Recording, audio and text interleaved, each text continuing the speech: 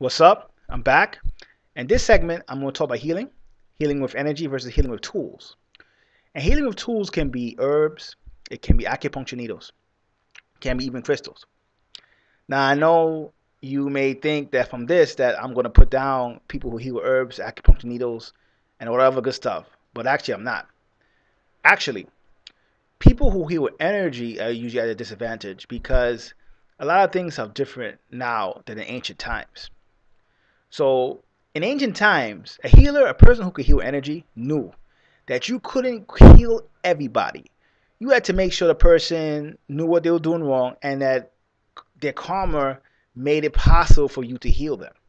And you may say, what does that mean? Well, if you heal somebody and they go back and start doing the same thing over again, then you actually misusing your power. Because what people don't really understand is that thing you call the source, Allah, um, whatever name you want to call it, it basically rents you energy. And as a healer, you have a surplus energy. Because you have a surplus energy, you can then heal other people. But people get sick because they step away from the source. Step away from the source could be through diet, through behavior. Sometimes it could be environmental factors where other people actually, doing it where your karma is tied into other people. Sometimes it could be karma. It doesn't have to be something that you did in this lifetime. You might have done it in another lifetime. Could be a lot of different reasons why um, you get sick. The thing is, when you heal somebody and they don't know that, and they heal you heal somebody and they go back and do the same thing they were doing before, it's kind of like you breaking the code. So what usually happens is, let's say the average person is born 5, right? Let's give it a number, and a healer is born with 10. The healer can actually expand that if he or she aligns himself with the source and heal people they're supposed to heal. The healer who goes on healing everybody, and especially the people who they heal, they go back and do the same thing over again. Their energy starts to um, retract, and when it retracts, they lose energy. This is the reason why sometimes most energy healers that you see today, they can heal stuff like your ankles hurt, they make your ankle feel better. But when it comes to serious diseases, a lot of them can't heal you. Part of that is because they're misusing their gift, and the tools, the external tools, come in because for the most part, 75 to 80% of diseases can probably be healed through diet. What happens is that the herbs, the acupuncture needles, the crystals, the external tools, even doctors. I know you guys don't think I know you guys don't think doctors heal anybody, but they welcome my channel. I mean, they help some people, especially if you're suffering from a trauma. All external tools was really developed supposedly to be able to give somebody the tools that they can help themselves. So in essence, think of it like this: if I'm a healer and I have a client and I see that this person's karma says that I'm not supposed to take energy, I'm supposed to heal them with herbs and acupuncture needles or crystals or whatever external tools you have. Because the magical thing about herbs is that the herb itself doesn't really heal the person. The herb itself gives the body material so the body can heal itself.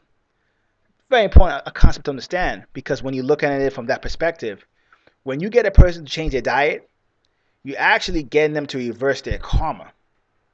If you just heal them, and it's specifically because, again, you're gonna have times with people where you could consult your tarot cards, you could consult your divination systems, and you're supposed to heal some people with energy. When that happens, then it's different. Not only do you get more energy because like anything else, if you have a gift you're not using it, that happens to some healers too. So you have some healers who are born naturally with more energy and they don't use it, they don't build on it, they don't have a system that helps their gift grow. So they lose the gift after a certain point. That happens to anybody, whether you're psychic, whether you're anybody. Um, the thing is that distinction is very hard to really differentiate because many people don't even know that. So many people right now, they go to healing systems and they tell you we could train you to heal with energy, and even though you might be able to heal a little sprain, little sore foot, can't heal serious diseases with energy, and that's why, because the minute you continue, because it's like when somebody gets sick, nature is getting them to try to change their lifestyle. If they don't change their lifestyle, they get really sick and they might die. So if you start healing people and then they go back and do the same thing over again, it's counterproductive. Mother Nature or the source starts to pull back the energy that it lent you. And that's a very important concept to understand, and not one that many people will understand. That's why most healers are ineffective. This is why even when you're healing with energy, any energy healer will tell you, you actually have to start with plants and animals first. because the more ego you have, the harder it is to heal somebody. So plants and animals don't have as much ego. So usually when you're an energy healer, you have to actually start with them first. Then after that, when it comes time to humans, probably have to start with children first because they have less ego than adults. All these things should be explained when you're healing with energy. And this is why even some gifted energy healers, when they mess up in their lives, they stop being healers because some of them don't even learn herbology. Some of them don't even learn external tools that's supposed to aid you in your healing. Because when you know the external tools, you can heal anybody. Because you're just giving them, if you know, even an acupuncturist. Now you could say, well, I'm not really giving them tools, but you are because you help clean up certain blockages so then their body can heal itself. So you could do that to anybody. It's a different than hopefully, right, that person would change. If the person won't change, the acupuncture will be ineffective. That's the difference. That's the reason why sometimes you hear people say I have certain chronic ailments and even acupuncture, it works, but it's not that much different than Western medicine. Because in a sense, the acupuncture, this is what a lot of people don't understand. The East and West affect each other. So in the East, in the ancient days, this was actually common knowledge. Now you may get some people who don't even know about that. So even if you're an acupuncture teacher, or he acupuncturist literally, and you having people who you just healing anybody, it's not as bad as the person who's taking energy and shooting energy at anybody who's not even, especially the person doesn't want to change. But the treatment is not going to be as effective because the person's karma still has to say it wants to change. The thing with herbs is that herbs is like, I think, superior in terms of, I don't even want to get into superior. I think herbs and acupuncturists should actually work together. Herbologists and acupuncture work together. But the good thing about herbs is that when you give somebody herbs, you're giving them material that the body itself has to actually use.